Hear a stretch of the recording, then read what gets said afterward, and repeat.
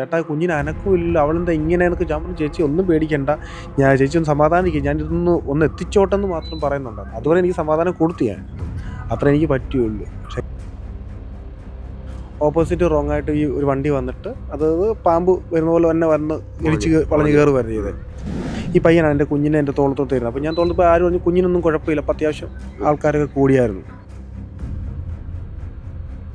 ഇപ്പം ഒട്ടും അനക്കമില്ലാഞ്ഞപ്പോഴത്തേക്ക് ഞാൻ പറഞ്ഞു കുഞ്ഞിനെ കൊണ്ട് ആശുപത്രിയിൽ പോകണം, ആംബുലൻസ് വരാൻ നിൽക്കണ്ട. അപ്പോൾ അടുത്തുള്ളവരോടെല്ലാം ഞാൻ ചോദിച്ചു, പറയുന്നവരെല്ലാം അങ്ങ് പോവുകയാണ് ചെയ്യുന്നത്. പിന്നെ എനിക്കൊരു ഓപ്ഷൻ ഉണ്ടാകുന്നത് കുഞ്ഞിന് അനക്കമില്ലാന്നപ്പോൾ ഈ പുള്ളിക്കാരി ആ കൊച്ചിൻ്റെ അമ്മയെ വിളിക്കുന്നു, വണ്ടിക്കകത്ത് കയറാൻ പറയുന്നു.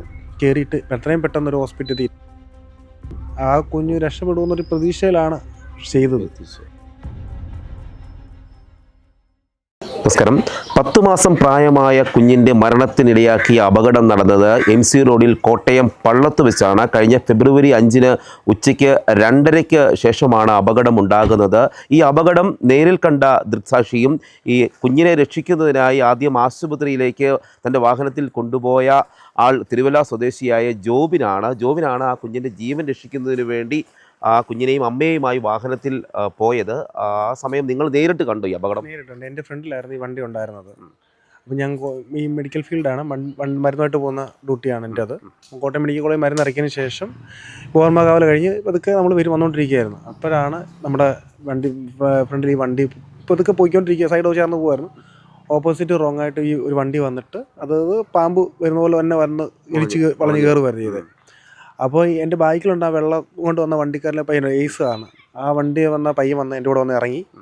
അപ്പോൾ ഞങ്ങൾ രണ്ടും കൂടാണ് ആ വണ്ടി പൊളിച്ചെടുത്ത് ആദ്യം അവരെ ഇറക്കി കഴിഞ്ഞപ്പോൾ കുഞ്ഞിനെ എൻ്റെ കൈ തരിക. ഇപ്പോൾ ഈ പയ്യനാണ് എൻ്റെ കുഞ്ഞിനെ എൻ്റെ തോളത്തോട്ട് തരുന്നത്. അപ്പോൾ ഞാൻ തോന്നപ്പോൾ ആരും പറഞ്ഞു കുഞ്ഞിനൊന്നും കുഴപ്പമില്ല, അപ്പോൾ അത്യാവശ്യം ആൾക്കാരൊക്കെ കൂടിയായിരുന്നു.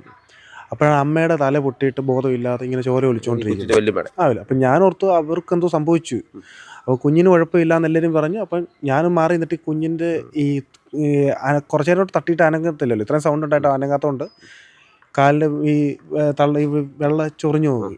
ഇപ്പം ഒട്ടും അനക്കമില്ലാഞ്ഞപ്പോഴത്തേക്ക് ഞാൻ പറഞ്ഞു കുഞ്ഞിനെ കൊണ്ട് ആശുപത്രിയിൽ പോകണം, ആംബുലൻസ് വരാൻ നിൽക്കണ്ട. അപ്പോൾ അടുത്തുള്ളവരോടെല്ലാം ഞാൻ ചോദിച്ചു, ഒന്ന് വരാമോ, ഒന്ന് പോകാമോ, നിങ്ങൾ ആരെല്ലാം നിങ്ങളുടെ വണ്ടിയിൽ പോകും. എല്ലാവർക്കും പറയുന്നവരെല്ലാം അങ്ങ് പോവുകയാണ് ചെയ്യുന്നത്. പിന്നെ ഒരു ആംബുലൻസ് വന്നപ്പോൾ അവർ പേഷ്യൻ്റെയും കൊണ്ടാണ്, അവരെ കുറ്റം പറഞ്ഞു 108 തോന്നുന്നു കോട്ടയം മെഡിക്കൽ കോളേജ്. അവരെ പുള്ളി പറയുന്നുണ്ട് നിങ്ങൾ ആംബുലൻസ് വിളിക്കുക, അവർ വരും, പെട്ടെന്ന് വരും, ഞാനൊരു പേഷ്യനെ കൊണ്ട് പോവുകയാണ്, അത്യാവശ്യമാണെന്ന് പറഞ്ഞിട്ട് ആ വണ്ടി തടഞ്ഞ വണ്ടി അവർ പോവുകയും ചെയ്തു. പിന്നെ വരുന്നവരെല്ലാം പോകുന്നുണ്ട്. പിന്നെ എനിക്കൊരു ഓപ്ഷൻ ഉണ്ടാകുന്നത് കുഞ്ഞിന് അനക്കമില്ലാന്നപ്പോൾ ഈ പുള്ളിക്കാരി ആ കൊച്ചിൻ്റെ അമ്മയെ വിളിക്കുന്നു, വണ്ടിക്കകത്ത് കയറാൻ പറയുന്നു. കയറിയിട്ട് എത്രയും പെട്ടെന്നൊരു ഹോസ്പിറ്റലിൽ TMMBയിലോട്ട് പോകാനായിരുന്നു പ്ലാൻ ചെയ്തതിലും. പക്ഷേ എനിക്ക് ഗവൺമെൻറ് ആശുപത്രിയിലെത്തി ഫസ്റ്റ് എയ്ഡ് കൊടുത്തിട്ട് പോകാമെന്നൊരു തീരുമാനം എടുത്ത് അവിടെ വെച്ചായിരുന്നു. കാരണം ഇനി സംഭവിച്ചു പോയി കഴിഞ്ഞാൽ അത്രയും ദൂരം നമ്മളെ കൊണ്ട് ചെയ്യാൻ പറ്റുന്ന അത്രയേ പറ്റത്തുള്ളൂ. അതുകൊണ്ടാണ് ഫസ്റ്റ് എയ്ഡ് കൊടുക്കാൻ വേണ്ടി ഞാൻ ഗവൺമെൻറ് ആശുപത്രിയിൽ കയറ്റിയത്, ചങ്ങനാശ്ശേരി താലൂക്ക് ആശുപത്രിയിൽ കയറിയത്. അവിടുന്ന് പിന്നെ അവരാണ് ആംബുലൻസിൽ ചെത്തിപ്പുഴ ഹോസ്പിറ്റലിൽ കൊണ്ടുപോയതും ഒക്കെ. നമ്മളെ കൊണ്ട് മാക്സിമം ആ കുഞ്ഞ് രക്ഷപ്പെടുമെന്നൊരു പ്രതീക്ഷയിലാണ് ചെയ്തത്. അത് കഴിഞ്ഞ് 2-3 ദിവസം ഞാൻ വണ്ടി ഓടിയുള്ളൂ, പിന്നെ ഞാൻ ഓടിയിട്ടില്ല. പിന്നെ ഞാൻ ലീവ് എടുത്ത് പോവായിരുന്നു. പിന്നെ 3-4 ദിവസം ഓടി, 3-4 ദിവസം ഓടിയുള്ളൂ. പിന്നെ എനിക്ക് അങ്ങോട്ട് ഓടാനുള്ള ഇത് കിട്ടുന്നില്ല. കാരണം കുഞ്ഞിൻ്റെ മനസ്സ് എപ്പോഴും ഉണ്ടായിരുന്നു. കാരണം നമ്മളൊരിക്കലും ആ കൊച്ചിൻ്റെ കരച്ചിലോ സൗണ്ടോ ഒന്നും ഞാൻ കേട്ടിട്ടില്ലേ.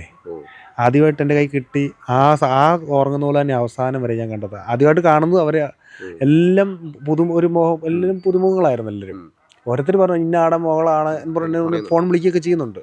അപ്പോഴാണ് അവരുടെ പേര് ഇതാണെന്നൊക്കെ അറിയുന്നത്. അമ്മ മാത്രമാണ് നിങ്ങൾക്ക് വാഹനം കത്തി കുഞ്ഞുമായിട്ട് കയറിയത്.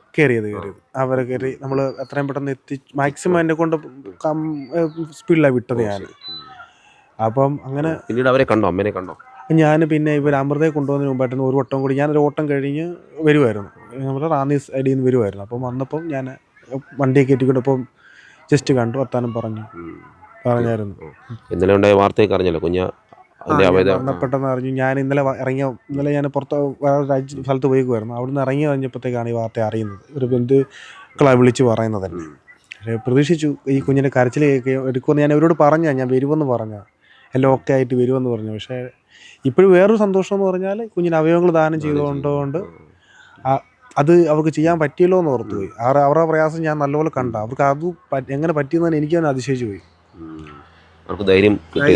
ആ സമയത്ത് ഒട്ടും ധൈര്യമില്ല അവർക്ക്. ഞാൻ പറയുമ്പോഴേക്കും എൻ്റെ കുഞ്ഞ് ചേട്ടാ എന്നോട് പറയുകയാണ്, എന്നെക്കാട്ടിലും ഇളയതാണ്, ഞാൻ പുള്ളിക്കാരി ചേച്ചിന്നാണ് വിളിച്ചത്. അവരൊരു ചേട്ടാന്ന് വിളിച്ചു, ചേട്ടാ കുഞ്ഞിന് അനക്കമില്ല, അവളെന്താ ഇങ്ങനെ എന്നൊക്കെ. ഞാൻ പറഞ്ഞു ചേച്ചി ഒന്നും പേടിക്കണ്ട, ഞാൻ ചേച്ചി ഒന്ന് സമാധാനിക്കുക, ഞാൻ ഒന്ന് എത്തിച്ചോട്ടെന്ന് മാത്രം പറയുന്നുണ്ടായിരുന്നു. അതുപോലെ എനിക്ക് സമാധാനം കൊടുത്തു ഞാൻ, അത്ര എനിക്ക് പറ്റുള്ളൂ. പക്ഷെ ഞാൻ വേഗം എൻ്റെ കൂട്ടുകാരോട് ഞാൻ ഈയിടെയും വിളിച്ച് പറഞ്ഞു, ചേട്ടാ ഞാൻ ഫെയിലായി പോയടാന്ന് പറഞ്ഞു, ഞാൻ എടുക്കുന്ന പരിപാടിയെല്ലാം ഫെയിൽ ആകുവാണല്ലോടാ, ഞാൻ അതും പറയുകയും ചെയ്തു.